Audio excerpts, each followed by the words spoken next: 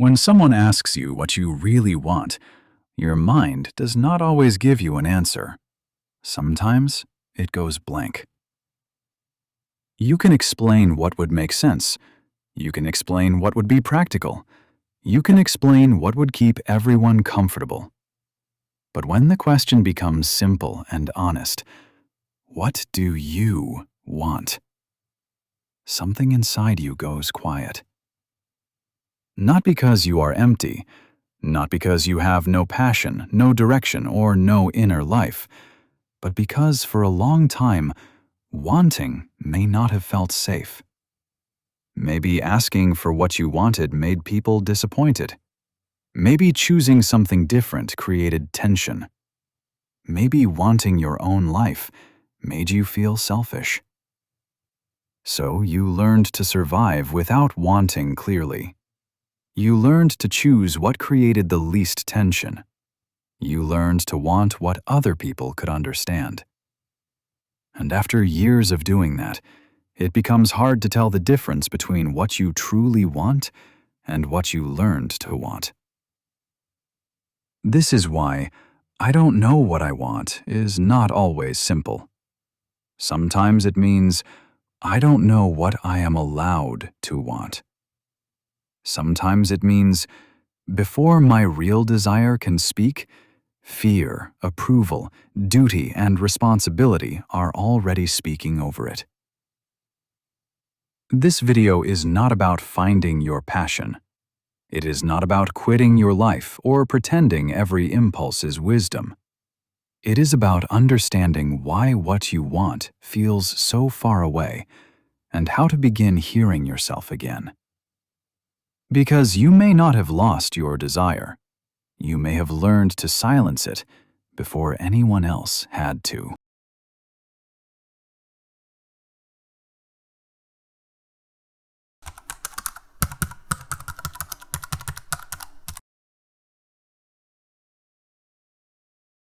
One painful form of confusion is when your life makes sense from the outside. Nothing looks obviously wrong. You may have a job, a routine, a relationship, a plan. A version of yourself other people understand. And yet, inside, something feels strangely quiet. Not peaceful, not fulfilled, just quiet. You can explain the logical choice. This path is stable. This decision is responsible. But there is a difference between a life you can defend and a life you can feel. A job can be practical and still drain something essential from you. A relationship can look stable and still make you feel emotionally absent. This does not mean the practical choice is wrong. Practicality matters. Stability matters. Responsibility matters. Sometimes the wise choice is not the exciting one. But if every choice is made only because it can be explained, defended, approved, or justified, you may lose contact with the part of you that knows what feels meaningful.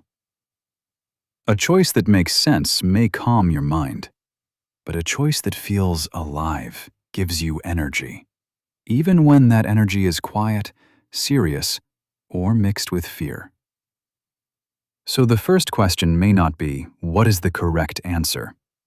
The better question may be, what still gives me energy when no one is watching? Because you may be building a life that makes sense to everyone, except the part of you that has to live inside it. And one reason this happens is that approval can slowly replace desire.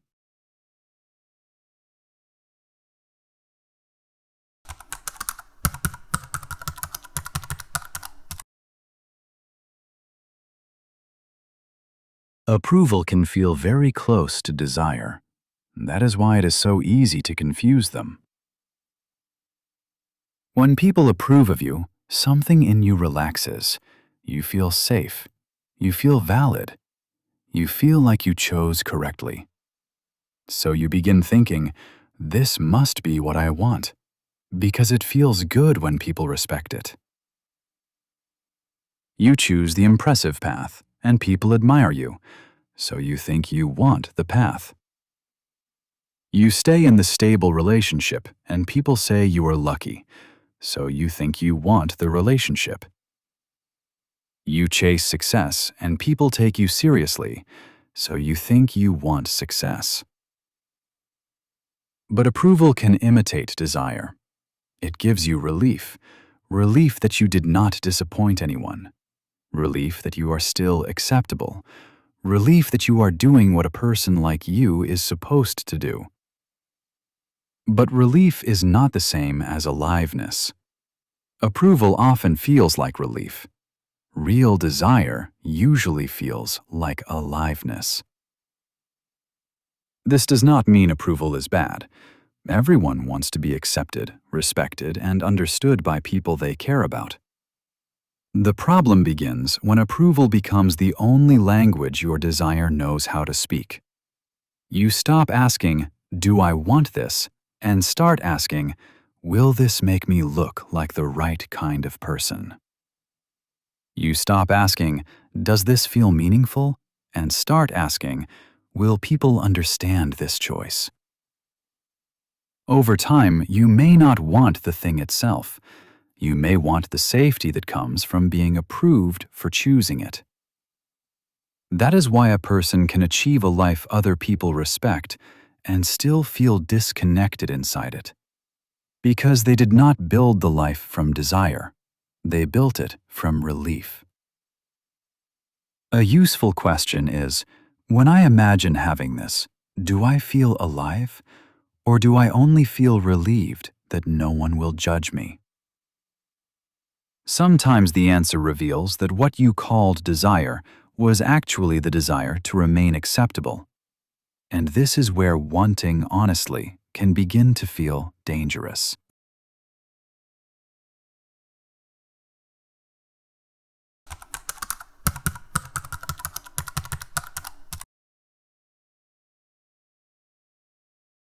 Wanting something honestly is vulnerable, more vulnerable than most people admit. If you admit what you want, you can fail, you can be rejected, you can be judged, you can disappoint people. You can discover that your current life no longer fits. That is why confusion can sometimes feel safer than clarity. If you do not know what you want, you do not have to choose it. If you do not choose it, you do not have to risk failing at it. And if you never risk it, you never have to face what it might cost you. So, confusion protects you. It keeps you in the middle, not fully choosing, not fully leaving, not fully changing. And you can call that being practical. You can call it being realistic. You can call it being mature. Sometimes it is. But sometimes practicality becomes a hiding place, not because you are weak, but because wanting something honestly may require a kind of courage you were never taught how to have. Maybe wanting your own path made people withdraw approval. Maybe wanting rest made people call you lazy.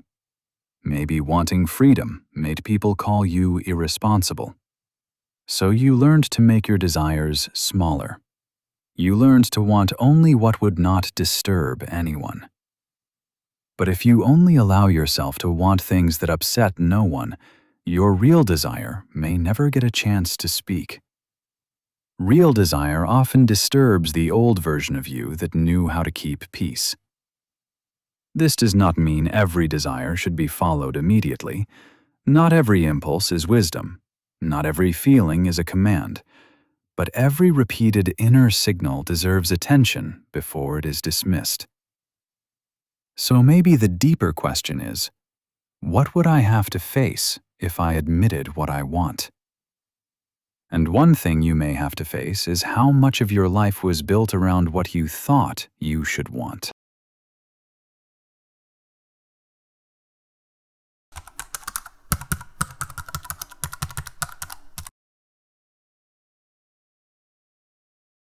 The word should can be useful. You should keep certain promises. You should take responsibility for your actions. You should care about people beyond yourself. So the problem is not that should exists.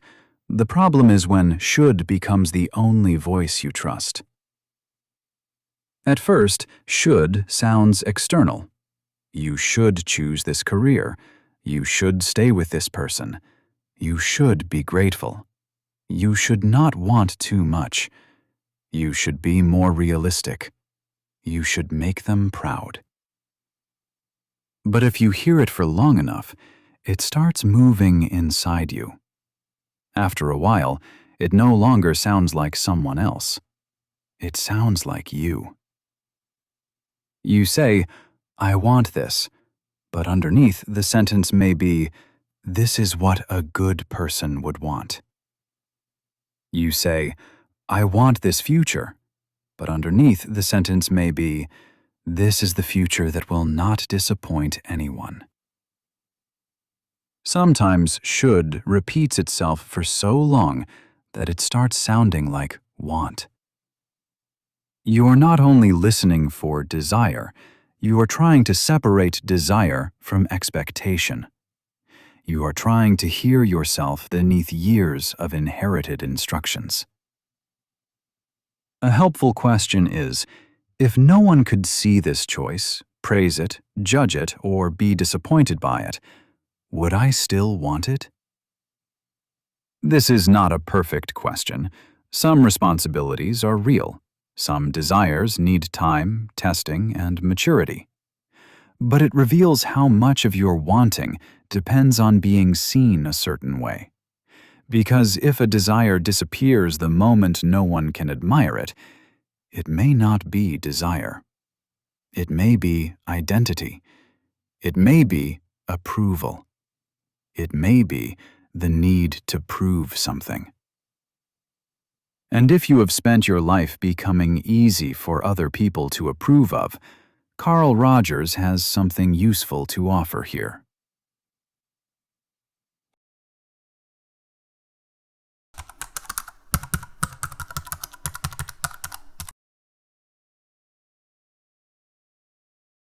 Psychologist Carl Rogers had a useful way of explaining this. He believed that people can lose touch with their real experience when acceptance starts to feel conditional. In simple terms, this means you learn that you are acceptable only when you become a certain kind of person. Not, "I am accepted as I am," but, "I am accepted when I am useful. I am accepted when I am impressive. I am accepted when I am responsible. I am accepted when I do not disappoint anyone." Carl Rogers called these conditions of worth. They are the invisible rules that teach you what kind of person you have to become in order to feel accepted. And once those rules become deep enough, you may stop noticing that they are rules. They begin to feel like your personality. You become the easy one, the responsible one, the impressive one, the one who never asks for too much, the one who understands, the one who does not cause trouble. And people may praise you for it. They may call you mature, strong, disciplined, reliable, and selfless. But the question is, what did that version of you have to silence?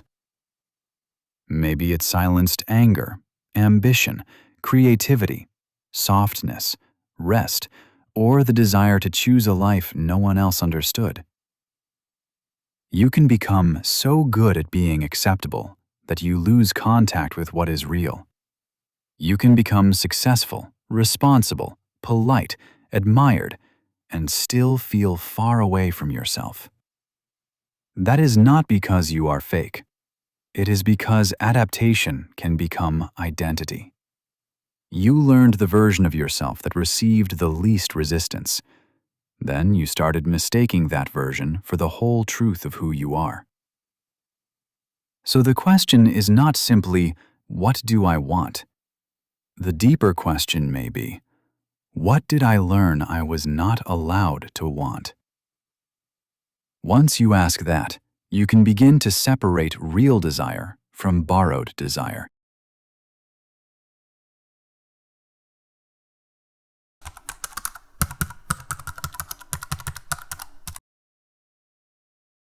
Not every want comes from the same place. This is important because if you treat every want as equal, you will either distrust all of them or follow them too quickly. A real desire is not always loud. It is not always exciting. It is not always convenient. It may still scare you. It may still require discipline, patience, and maturity. But somewhere inside it, there is energy. There is curiosity. There is meaning. There is a quiet sense of, this matters to me. A borrowed desire is different. A borrowed desire is something you learned to want from family, culture, peers, status, comparison, or an inherited idea of success. It may look impressive from the outside and feel strangely quiet from the inside. You may want the career because people respect it. You may want the lifestyle because people admire it. You may want success because it protects you from shame. Then there is fear-based desire. This is when you choose something mainly to avoid emotional danger, failure, judgment, conflict, shame, disappointing someone. Fear-based desire often says, at least this is safe. At least no one will be upset. At least I will not fail too publicly. At least I will not have to explain myself. But fear-based desire does not pull you toward life. It pushes you away from danger. And sometimes, what looks like desire is really the need to be approved. That is when you think you want something because it makes you feel admired, validated, successful, mature, or acceptable. Approval often gives relief. Real desire gives energy. So when you are trying to understand what you want, ask, do I want this? Or do I want the identity that comes with this? Would I still want this if no one praised me for it? Am I moving toward something true or away from something I fear? When I imagine choosing this, do I feel more alive or only more approved? These questions will not give you a perfect answer immediately, but they begin clearing the noise. They help you notice whether something is coming from your inner life or from the need to be safe, impressive, accepted, or uncriticized.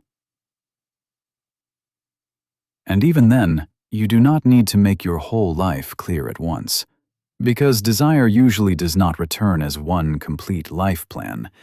It returns as small signals.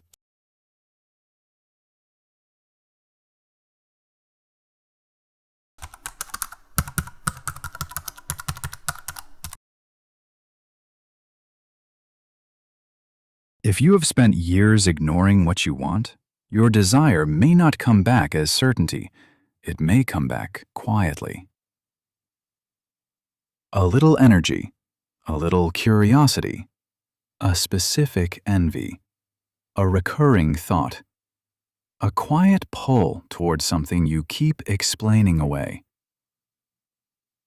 Many people wait for desire to arrive like a final answer.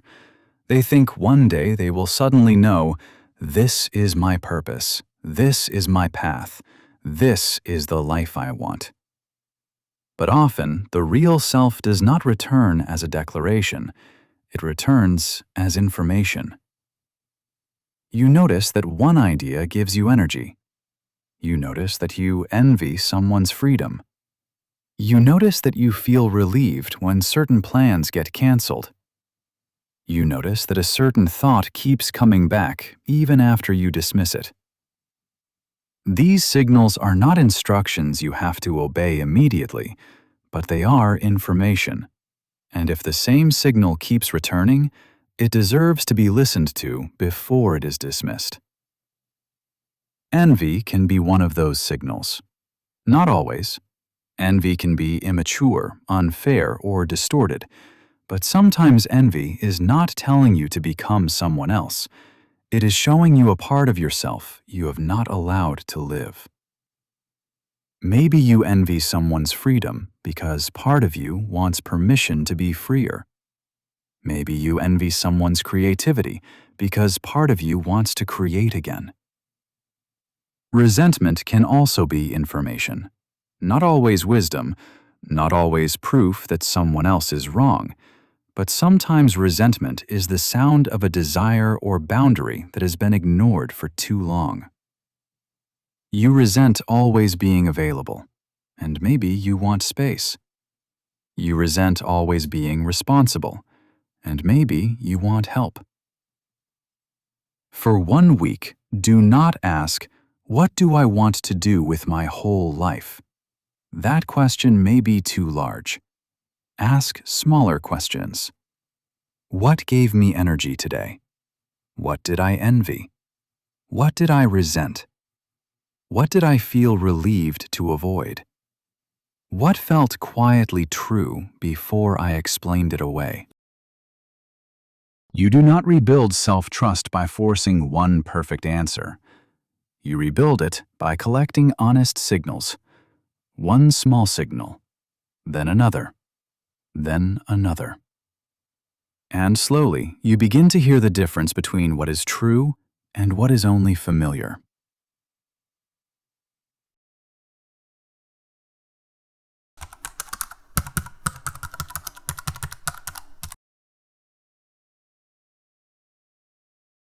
You may not know what you want, not because there is nothing inside you, but because, for years, other questions had to come first. What will keep me safe? What will make them proud? What will avoid conflict? What will make me acceptable? Those questions may have helped you survive. They may have helped you belong. They may have helped you become disciplined, careful, impressive, or responsible. But they may not have helped you hear yourself. So the way back is not to demand one perfect life answer immediately. The way back is smaller, more honest, more patient. You begin by noticing the difference between relief and aliveness, between approval and desire, between fear and truth, between what you inherited and what still feels quietly alive. You do not need to know your entire life direction today. You do not need a dream impressive enough to explain to everyone. You do not need certainty before you are allowed to listen. You need one honest signal, then another, then another. Maybe you are not unclear because you are empty. Maybe you are unclear because you learned to silence yourself before you could hear yourself. The question is not only, what do I want? The deeper question may be, what feels true before I start wondering whether anyone would approve? Because you do not find what you want by forcing certainty. You begin by noticing what still feels alive after fear, approval, and obligation have finished speaking.